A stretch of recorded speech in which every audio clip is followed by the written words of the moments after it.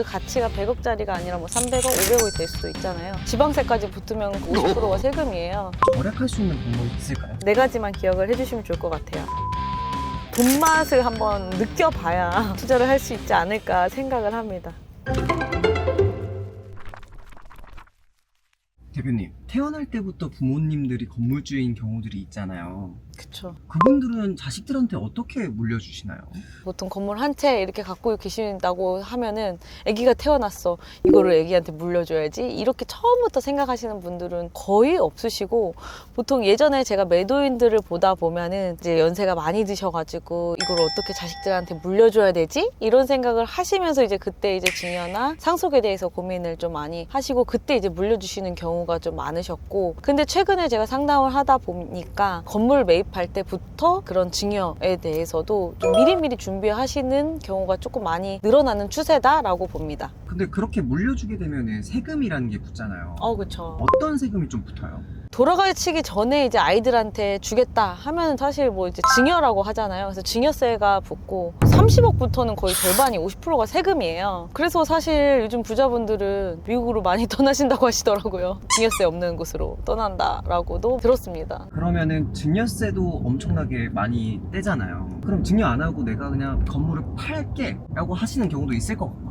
맞아요. 그러면은 양도세는 좀 어느 정도 나와요? 양도세도 사실 이제 10억 초과의 시세 차익을 본 경우에는 거의 절반, 45%가 세금인데, 거기에 또 지방세까지 붙으면 그것도 거의 50%가 세금이에요. 거기에서 이제 양도세 같은 경우에는 보유 기간에 따라서 주택일 경우에는 1세대 1주택 비과세 플러스 장기 보유 특별공제를 받을 수 있기 때문에 좀 장기적으로 보유할수록 세율은 좀 떨어진다라고 보시면 될 것 같습니다. 양도소득세 때문에 이제 세금이 너무 세다, 절반 이상 세금을 내야 된다는 생각이 있으시기 때문에 법인을 많이 활용하고 투자를 하고 계시죠.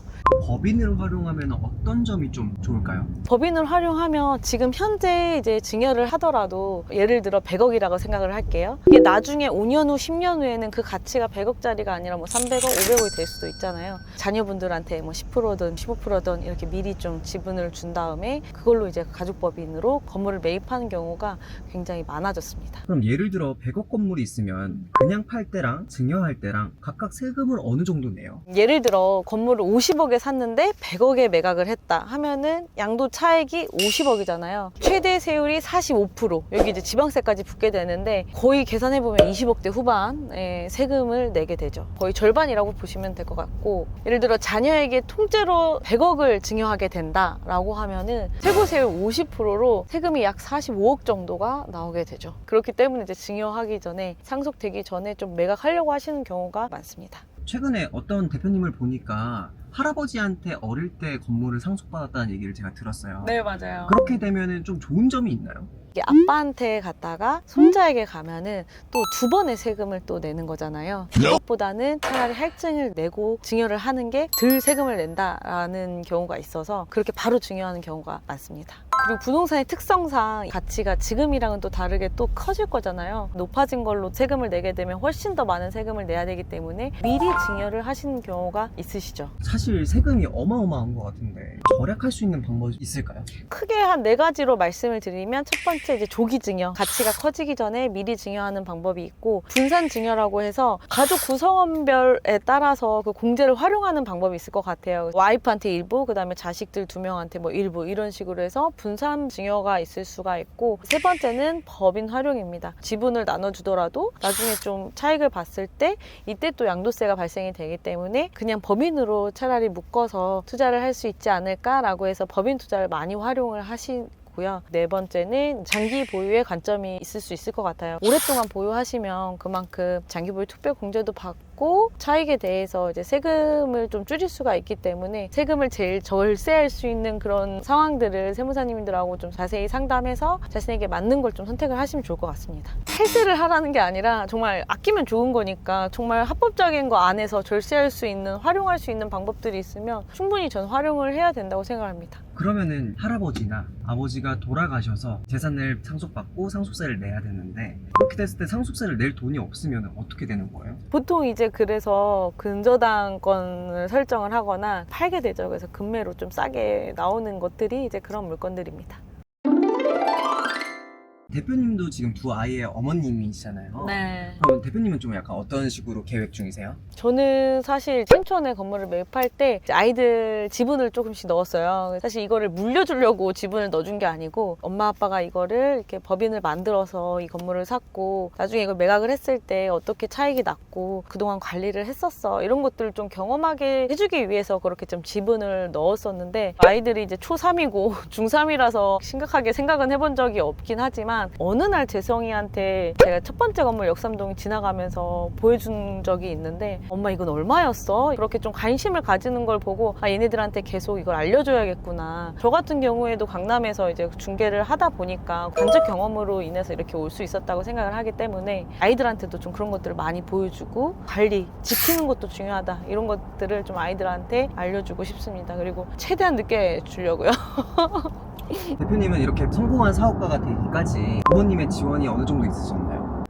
사실 아이들을 봐주셨다는 게 저는 큰 것 같아요. 애기를 봐줄게. 너네는 돈을 벌어서 너네 울타리를 만들어. 진짜 그거 하나로 제가 여기까지 달려올 수 있었거든요. 자금적인 지원은 없었기 때문에 저희가 피 터지게 또 일하지 않았을까 생각을 해요. 서울에 아파트 30평대 신혼생활부터 시작했다 생각을 하면 그냥 뭐 우리 둘이 벌어서 쓰면 되지 않을까라는 생각을 했었을 것 같은데 집에 대한 결핍이 너무 있었다 보니까 지금의 우리가 있을지 않을까 생각을 합니다. 양가 부모님도 사랑합니다. 정신적으로 너무 응원해 주시고 하셔가지고 그 힘으로 지금도 일하고 있는 것 같아요.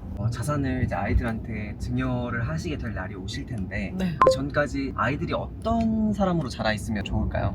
저는 그렇게 생각해요. 제가 이제 양가 부모님들한테 정신적으로 정말 강한 지원을 받았다고 생각을 하거든요. 그렇기 때문에 제 일에서 흔들림 없이 일을 할 수 있었다고 생각을 하는데 이제 아이들한테도 그런 단단한 버팀목이 되어주고 싶어요. 그래서 뭐든 경험하게 해주고 싶고 그다음에 거기에서 본인의 꿈을 찾아서 어떤 뭐 사업을 하든지 뭐 사회 구성원이 됐을 때 정말 자신감 있게 할 수 있는 그런 사람이 될 수 있었으면 좋겠고 엄마 아빠의 돈은 별개고 너네의 돈은 너네의 돈이고 독립적으로 본인들의 돈을 벌어보고 또 그거를 또 활용해서 또 투자를 해보고 이런 것들을 계속 경험을 하게 해주고 싶어요. 엄마 아빠의 그런 자산들도 얘네가 결국 지킬 수 있다라는 생각을 하거든요. 어떤 건물이 최종이 될지는 모르겠지만 그걸 바로 주지는 않을 거고 아직까지는 애들이 어리기 때문에 이 자본주의 사회에서 자립심을 키우고 돈맛을 한번 느껴봐야 본인들도 열심히 돈을 벌려고 하고 투자를 할 수 있지 않을까 생각을 합니다. 네, 오늘 이렇게 증여라든지 절세 방법에 대해서 말씀을 드렸는데 4가지만 기억을 해주시면 좋을 것 같아요. 조기 증여, 분산 증여, 법인 활용, 장기 보유 이 4가지 안에서 나에게 맞는 방법을 잘 고민해보시고 하신다면 또 절세를 할 수 있지 않을까라는 생각을 합니다. 구독자분들한테 도움이 되셨길 바라면서 다른 좋은 또 컨텐츠 준비해서 뵐게요. 오늘도 시청해주셔서 감사합니다.